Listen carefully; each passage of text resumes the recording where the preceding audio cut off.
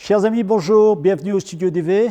Nous recevons aujourd'hui l'ami de Martin Businaro, enfin un des amis de Martin Businaro, Paul Thijs-Gens, qui a un très beau programme sur Aston Martin. Il vous expliquera tout ça. C'est assez génial de voir des jeunes qui sortent un peu de nulle part et qui arrivent à faire une première saison.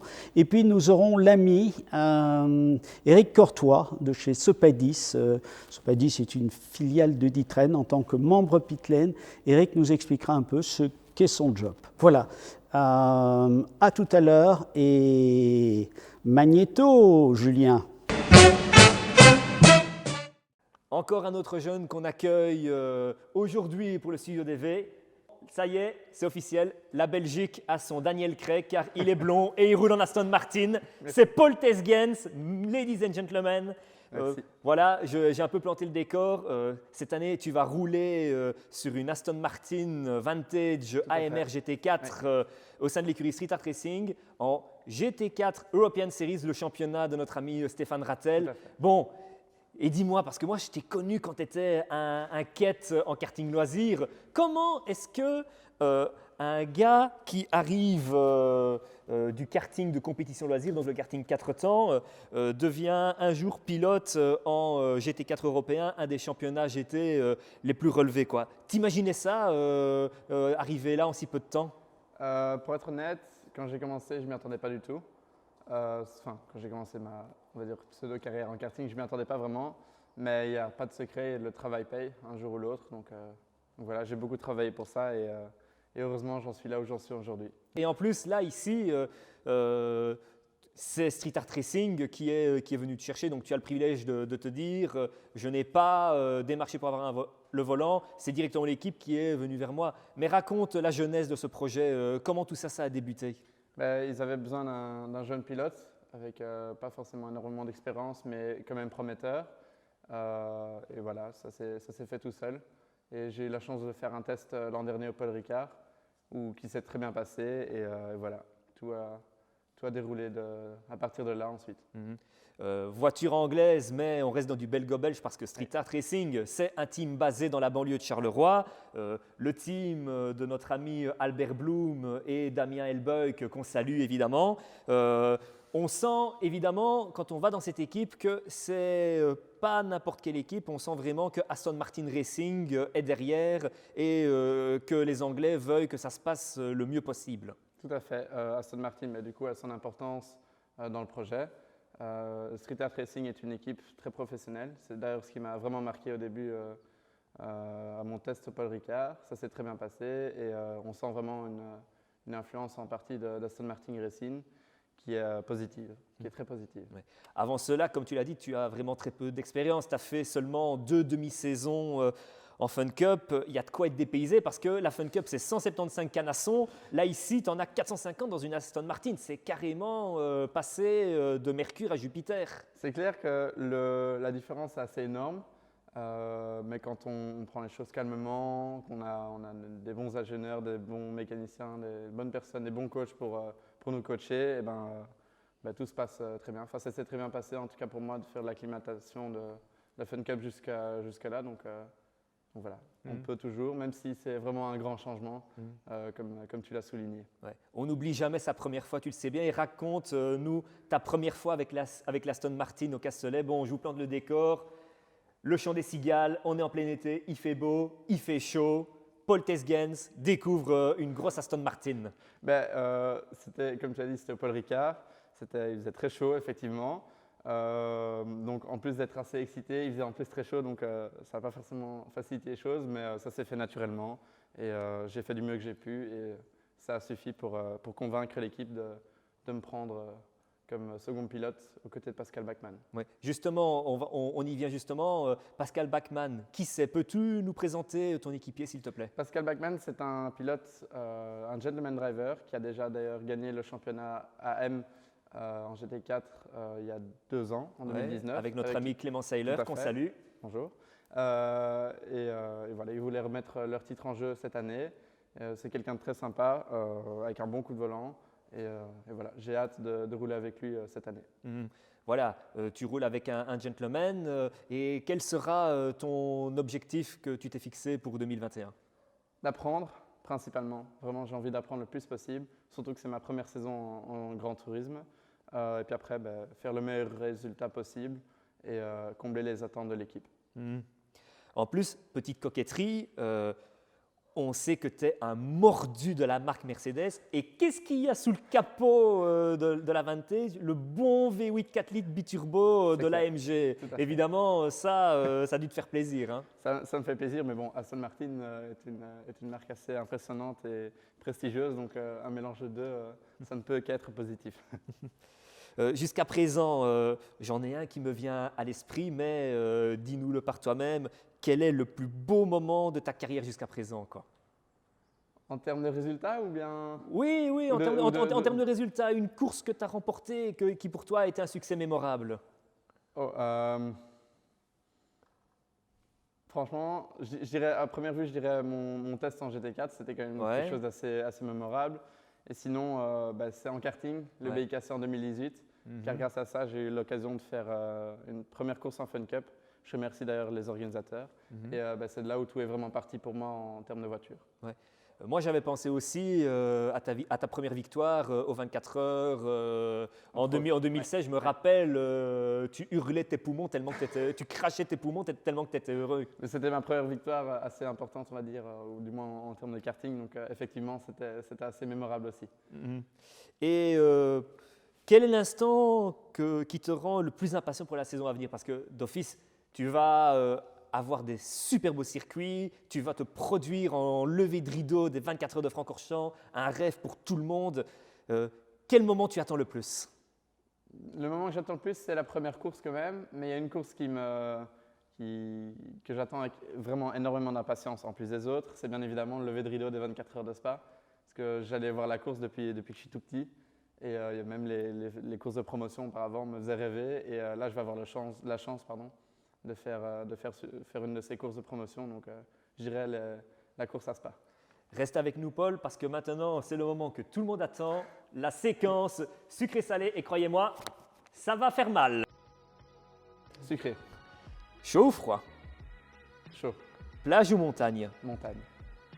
Blonde ou brune? Blonde. Trouver le grand amour ou gagner au loto?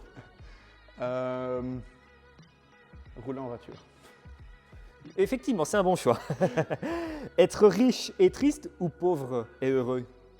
Heureux. Voilà. Du moment que je roule en voiture, je serai d'office heureux. C'est très diplomate, effectivement. Pouvoir changer le passé ou pouvoir réinventer le futur? Le futur. Parce que le passé est passé. Donc, Faire du coaching au WIC ou à Exype? Tu peux réfléchir. Hein. Je dirais le coaching à Exype après un coaching au WIC. Resto 5 étoiles avec papa-maman ou alors le bon vieux poulet compote avec les copains? Je vais encore alterner, je dirais un poulet compote avec mes parents. Une soirée avec Miss Belgique ou alors une nuit avec ton grand copain Félix Ferrir? Je suis désolé Félix, mais je vais quand même sauter sur l'occasion pour passer une soirée avec Miss Belgique. Voilà, désolé. Bon, Félix n'est pas rancunier, il n'aura pas le cœur brisé. Il comprendra. Oui, il comprendra. Merci beaucoup Polo. Bon, merci à toi. Allez, sois brillant, on compte sur toi. Fais-nous rêver et comme on dit, piloter n'est pas jouer. Tout à fait. Éric, bonjour. Bonjour Jean-Paul. Merci d'être là. Avec plaisir. Alors, tu fais partie de ces membres pit lane à qui on veut donner la parole parce qu'il n'y a pas que les pilotes dans la vie. Tu travailles pour une très belle maison qui s'appelle D'Ieteren. Roland était encore à cette table au mois d'octobre de l'année dernière. On pense beaucoup à lui. J'ai vu que vous aviez fait une très belle année, une année bien bénéficiaire malgré la conjoncture. Bravo. Il y a eu une excellente année. On a eu beaucoup de chance et beaucoup de résilience aussi dans cette période un peu compliquée. Je ne pense pas que la chance explique tout. Vous avez licencié du personnel, c'est jamais gai, mais s'il fallait le faire, je crois que vous avez fait de bonnes choses. Alors, toi aujourd'hui, c'est Sopadis. Donc j'ai beau te connaître et t'apprécier, qu'est-ce que Sopadis? Fais le court parce que… Écoute, de manière très courte, Sopadis en réalité est une holding qui appartient à 100% à D'Ieteren Et Sopadis, en réalité, quand on a choisi le nom, c'était tout simplement Société de participation d'E-Train.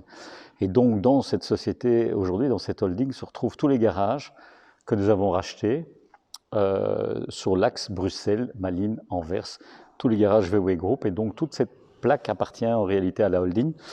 Et se trouve également dans cette holding 4 garages Porsche. D'accord. Porsche qui va pas mal, comme Bentley, comme Porsche comme va très Lamborghini. bien. Les produits de luxe, après le premier confinement, on a vu des gens se précipiter pour se faire plaisir. Et donc, se sont achetés des Bentley, des Lamborghini et des Porsche. Et j'ai envie de dire que cette tendance continue en ce début d'année. Alors vivement le deuxième et le troisième déconfinement. Je n'irai pas jusque-là, parce qu'il faut en profiter et pouvoir rouler avec sa voiture aussi. Alors, premier salon de l'auto sans salon de l'auto, une année off, du jamais vu, de belles économies, parce qu'un salon coûte cher, et en finale dans les concessions du monde, de l'engouement, ou comment vous avez perçu ça? Je dirais que ça a été un excellent salon pour nous. Un excellent salon. Alors, à l'heure où je parle maintenant, je peux dire qu'on fait sur notre région d'Anvers plus 5% par rapport à l'année dernière, qui était une année salon, donc avant Covid. Et sur Bruxelles, on fait plus 9% par rapport à l'année dernière. Donc le salon s'est très bien passé, avec, je dirais, tout l'équipement digital pour que le client puisse prendre contact avec le vendeur à partir du site web, avoir une visite virtuelle des showrooms, de préparation, préparation, et la final touch et de prendre rendez-vous à une heure bien précise avec le vendeur pour finaliser, pour faire un essai avec la voiture et pour signer le bon de commande. Donc finalement, très heureux, avec des vendeurs qui avaient tout le temps, parce que des rendez-vous, pour s'occuper comme il fallait de leurs clients.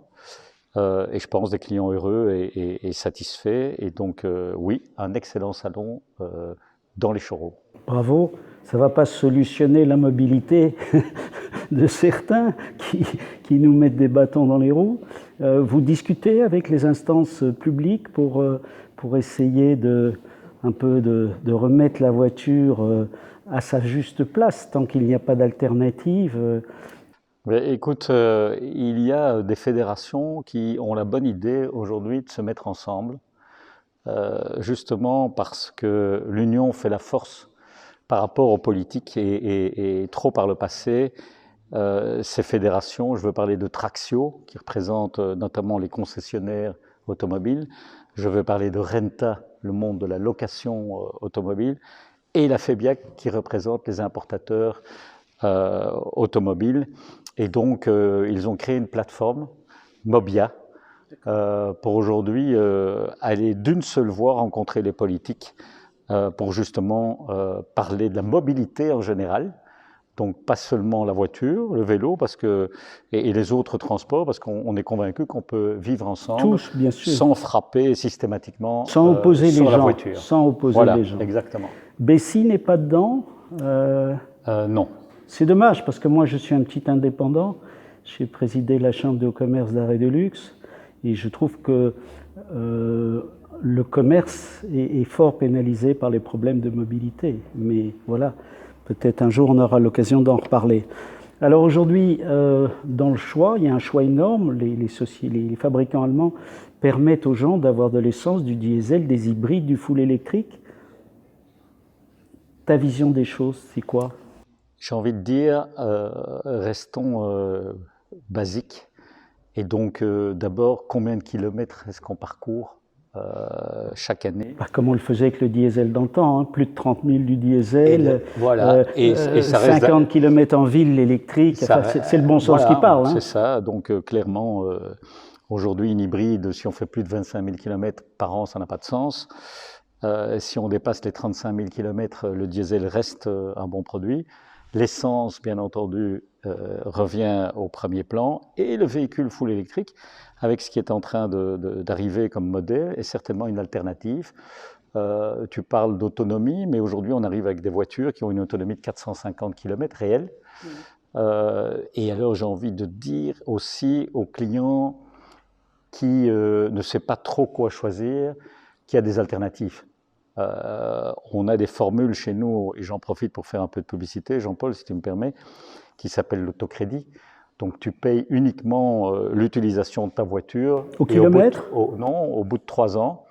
Donc tu payes un premier acompte et tu as un crédit ballon quelque part avec une valeur de reprise un peu plus forte, un dernier versement plus fort, mais tu peux choisir au bout des 3 ans ou des 4 ans de dire je continue à financer parce que c'est la bonne auto, ou j'arrête et je prends une autre auto parce que ça me convient mieux, ou tout simplement j'achète cette voiture et je paye le dernier financement. Donc tout est possible aujourd'hui et on voit également le marché de l'occasion qui boom.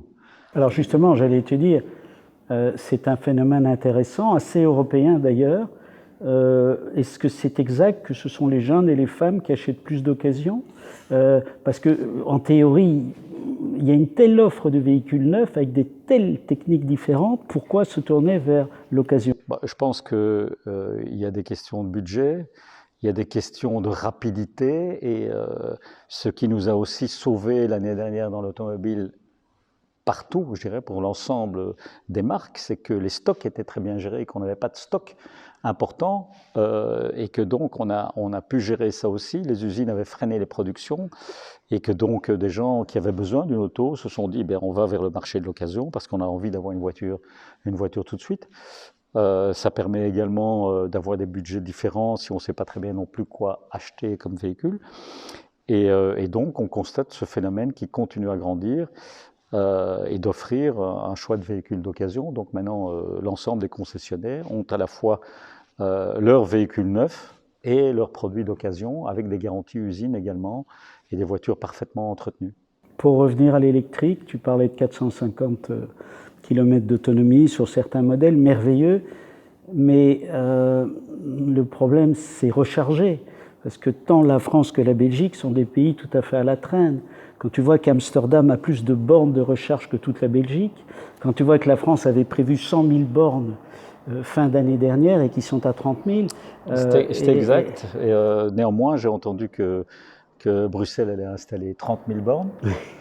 Je t'avoue que j'en vois apparaître quelque part. Puis je pense que ceux qui ont la possibilité d'installer une borne chez eux, c'est tout à fait faisable. C'est d'ailleurs des packages qu'on offre chez nous également avec la borne EDI, qui est installée pour un prix variant entre 1 500 et 1 700 € en fonction de son installation. Oui, mais la borne chez soi, la voiture d'une autonomie de 200 km pour faire de la ville, c'est parfait.